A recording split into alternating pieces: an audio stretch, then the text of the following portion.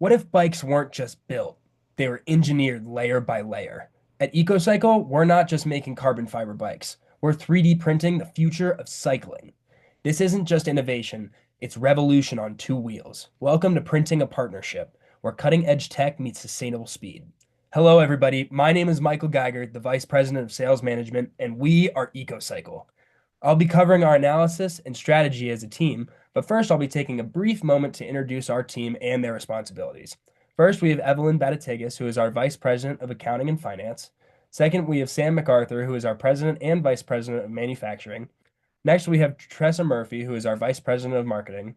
Then we have Hannah Park, who is our other Vice President of Marketing and also our Vice President of Manufacturing. And finally, last but certainly not least, we have Michael Barbone, who is our Vice President of Business Analytics. Throughout this presentation, we will cover several key points. I'll be covering our retrospective analysis of our team strategy. Evelyn will be covering our examination of financials and cumulative balance scorecards. Sam will be covering our team decision-making and team dynamics. Tressa will be covering our lessons learned. Hannah will be covering our next steps. And finally, Michael Barbone will be covering our conclusion and wrapping things up. From the start, our strategy was to dive into large competitive segments. We knew it would be tough, but those segments had also held the most opportunity.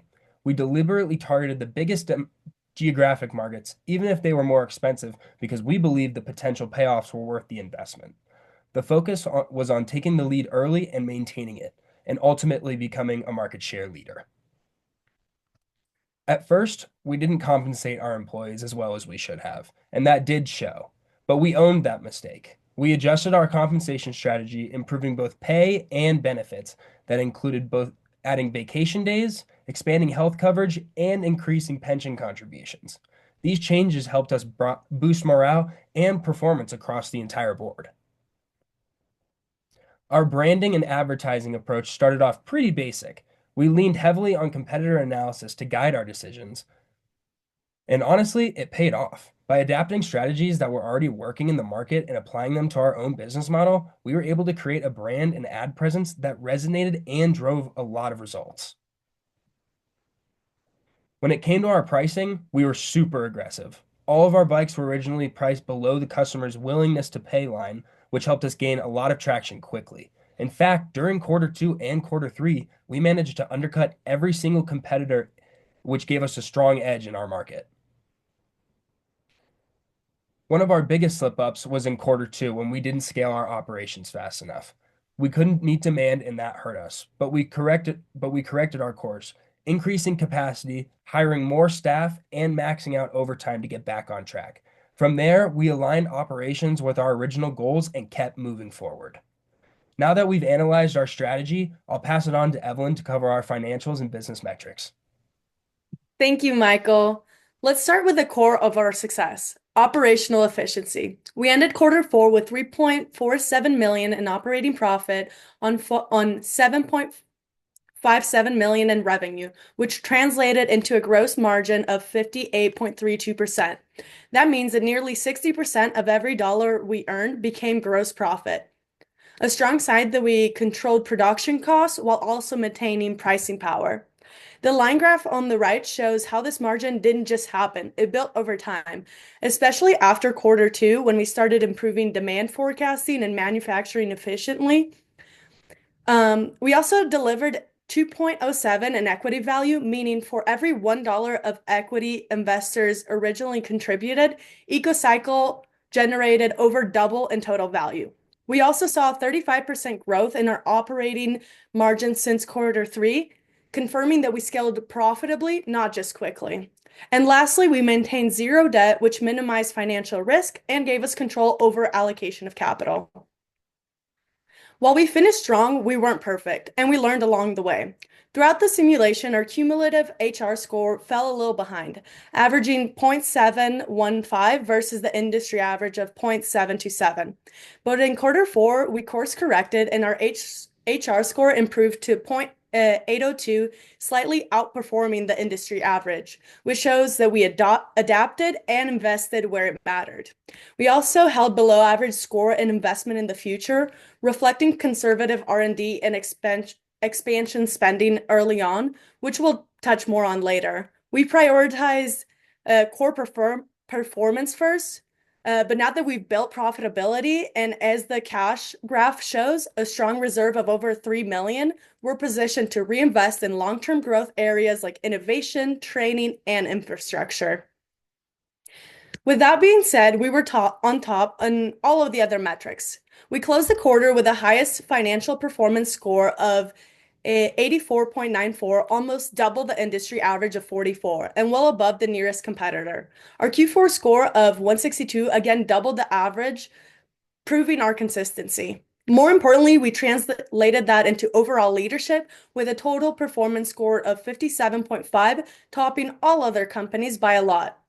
You can also see from the bar graph that our financial score wasn't just high, it was unmatched. And behind that was a smart asset management. Our score of 1.03 means that we generated more revenue per asset than our peers, signaling not just growth, but efficiency at scale. But now that we've analyzed our position a little bit, I'll hand it off to Sam to talk more about our decisions. Thank you, Evelyn. Yep, let's go ahead and dive into decisions and dynamics. So at Dynamics, our team dynamic was quite successful.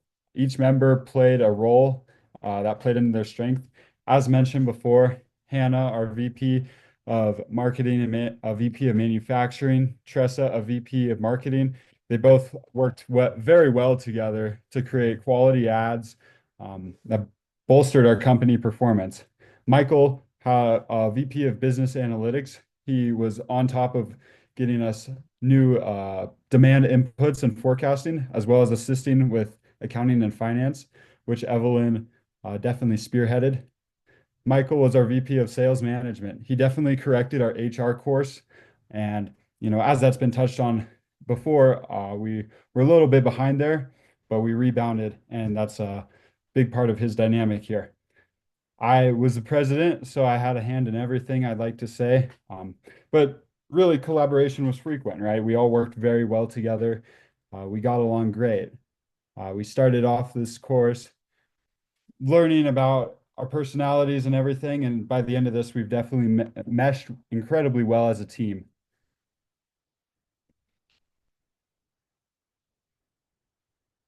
As mentioned, I think I had a little bit of a hand in all the decisions, but Evelyn was right there with me when it came to making decisions. We often would go back and forth on what was the better course of action, and I think that definitely strengthened team performance. Being able to not fall into a groupthink idea or ideology definitely played a role in our success.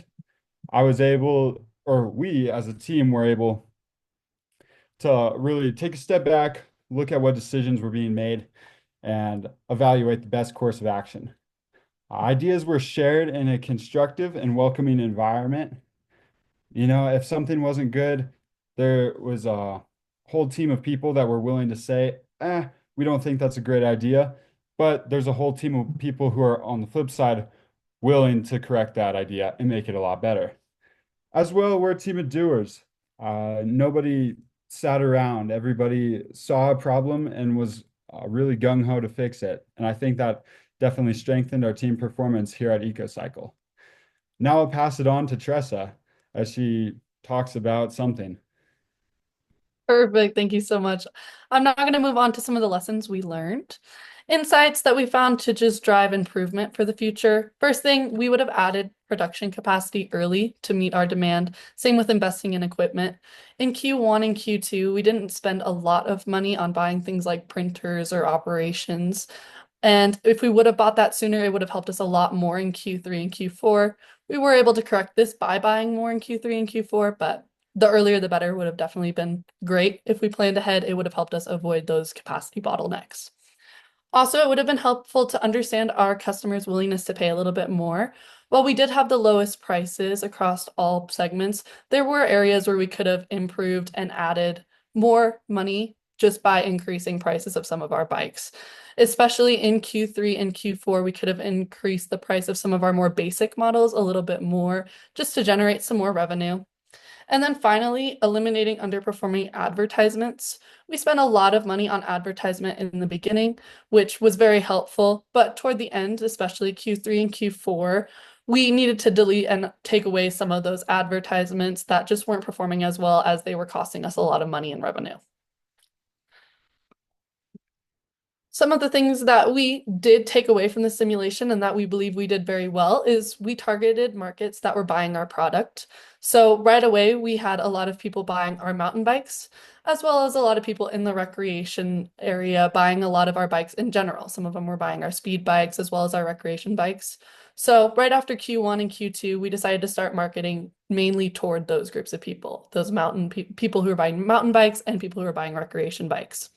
We also decided to invest a lot more money into advertisement. Like I said earlier, we put a lot of our money into that in Q1 and Q2, and it helped us get our name out right away. It really helped us overall. We also opened a lot of stores. Same thing, right at the beginning, we opened stores in two different areas, and that just helped a lot more people get to know us. And by the end, we had stores everywhere but Bangalore, which allowed us to sell a lot more bikes. And then again, at the very beginning, we chose top quality parts for our bikes, which helped us have a good quality bike that a lot of people were going to want to buy. With all that being said, I'm going to move on to Hannah and I'll let her talk about our next steps. Thank you so much, Tressa. Now that we move forward, we want to use past data sales to help improve future demand and plan inventory earlier to avoid shortages and missed revenue opportunities like we talked about in the previous slides. Just like mentioned, we opened up in New York and Amsterdam in the first quarter, but moving into the fourth quarter, we opened up in Rio. So in our main goal, we want to open up in Bangalore as our final round. But we also want to analyze our customer willingness to pay and reprice the underpriced models, especially the high-performing models, because they provided the most revenue. But we also want to do that without sacrificing our demand. But lastly, we want to build on improved pay and benefits by offering and training and providing feedback for all the employees that we have in the long run. But lastly, I want to move on to Michael, where he's going to wrap up our presentation.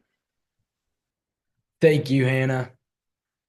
At the end of the day, the only real mistake is the one which we learn nothing. And this has been our motto going through this journey. And we used our team strategy first to provide us with a guide how to implement this. So first, we established a large market share in the largest markets, and we found that it was effective to provide first a cheaper alternative with our recreation bikes to the more elastic markets and use cost differentiation strategies for the more inelastic markets. And ultimately, we focused on increasing our worker and overall productivity to match our operating capacity and fixed capacity with our projected marketing. And this all paid massive dividends as we see in our finances. We had a score of 84.4, which was more than double our next closest competitor.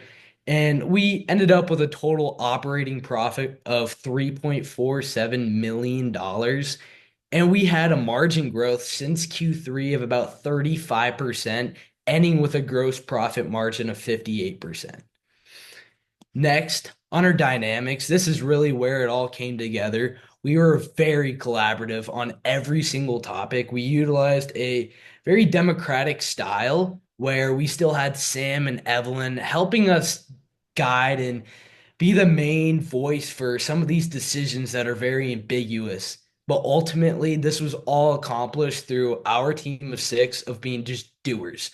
We get things done, and that's what we like to pride ourselves on. And on our key insights, we faced a lot of stock out issues. And from this, we went and reinvested into our operation capacity to be able to close this gap, and it paid dividends, as we can see in our HR score as our productivity increased. But we found that we need to make more capital investments to also help with this burden.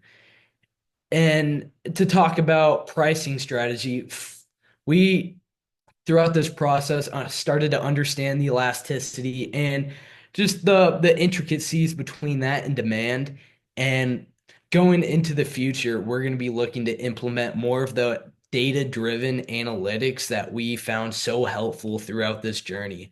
And lastly, advertisement. We find that we need to put more money into ads, pump more out, and yet eliminate low-performing ads and learn from the ones that do perform well. Our next steps first would be to expand into Bangalore and expand our fixed capacities to match our demand. And using some data-driven analytic techniques will forecast demand to be able to pinpoint any sort of pricing for every market. And lastly, we need to put our money to work. We need to invest more in capital expenditures, more fixed capacity, and more stores. And lastly, we're going to take care of our employees. We found that this paid dividends throughout this journey, and we're going to continue that. But I just want to say I would like you to join us in riding our way into a greener future where the only regret that you have is that you didn't invest more. And now on this last slide, we'll have our contact information if you would like to be in touch with us. Thank you very much.